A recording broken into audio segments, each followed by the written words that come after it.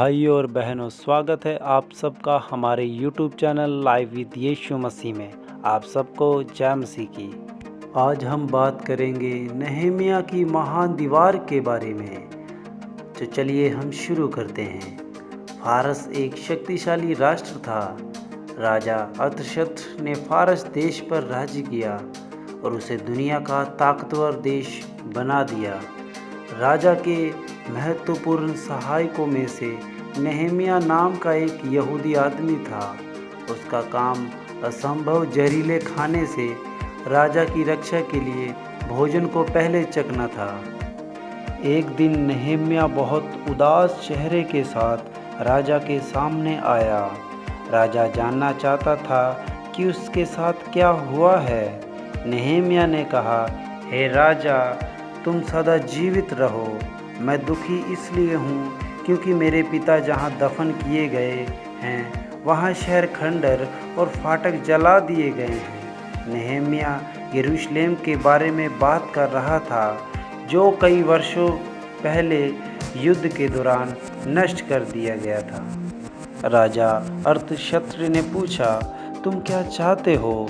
नहम्याह ने निवेदन किया, मुझे यरूशलेम को जाने दो ताकि मैं उसका पुनर्निर्माण कर सकूं।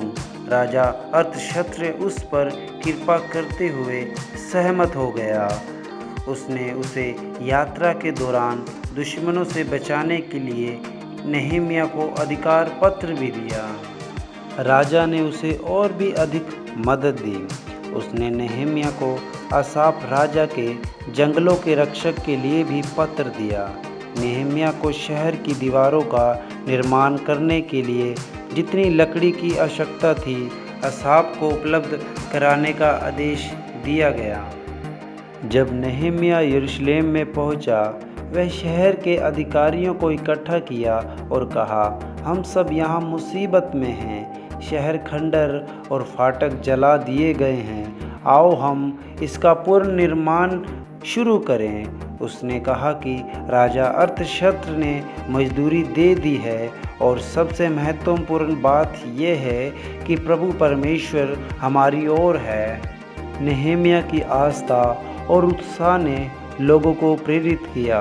उन्होंने इस पर सहमति जताते हुए कहा, हाँ, पुनर्निर्माण करते हैं। नहम्याह निर्माण करने के लिए प्रत्येक परिवार को बताया कि उन्हें दीवार को किस हिस्से में काम करना है, लेकिन सभी लोग दीवार के पुनर्निर्माण के लिए सहमत नहीं हुए। संबल्लत नाम का एक आदमी और उसके दो दोस्त तोबिया और गेशेम यहूदी नहीं थे और वे दीवार का पुनर्निर्माण या फाटक का निर्माण कराना नहीं चाहते थे। जैसे जैसे काम चलता गया वैसे ही संबल्लत बहुत नाराज होता गया। उसने अपने दोस्तों के साथ मिलकर यहूदियों का मजाक उड़ाया।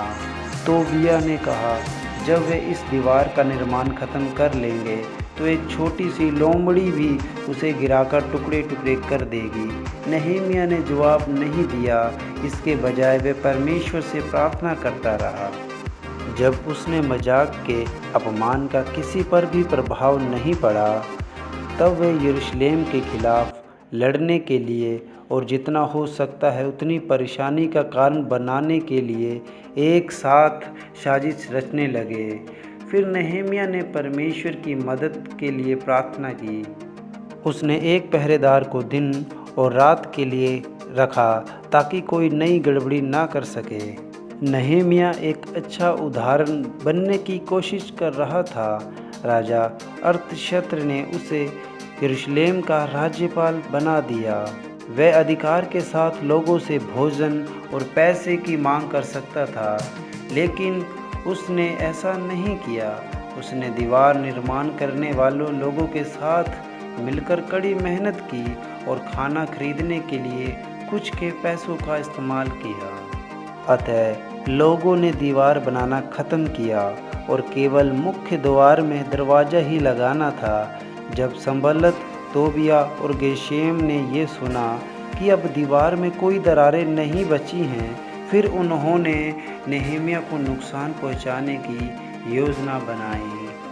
उन्होंने ओनो नामक स्थान पर मिलने के लिए नेहेमिया को संदेश भेजा, लेकिन नेहेमिया जानता था कि वे उसे नुकसान पहुंचाने के लिए शहर के बाहर बुलाने की चाल चल रहे हैं। उसने ये लिखवा भेजा कि काम छोड़कर वह उन लोगों के साथ यात्रा कर मिलने नहीं जाएगा।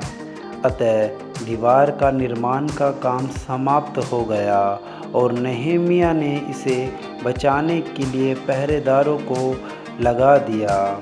उसने उन्हें ये भी नियम दिया कि पूर्ण सूर्य उदय के बाद ही इस फाटक को खोला जाए। रात के वक्त वह पूरी रीति से बंद और खोलने के लिए वर्जित हो। अब वह शहर सुरक्षित था।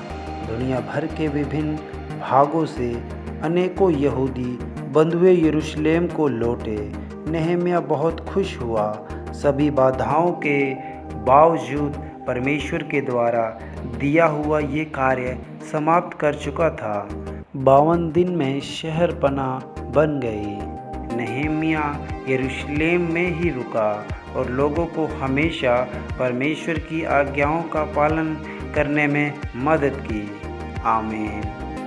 इस कहानी से हमें सीखने को ये मिलता है कि जिस तरह नेहेमिया अपनी प्रजा के प्रति चिंतित था, उसी तरह हमें भी उसके नाई बनना चाहिए।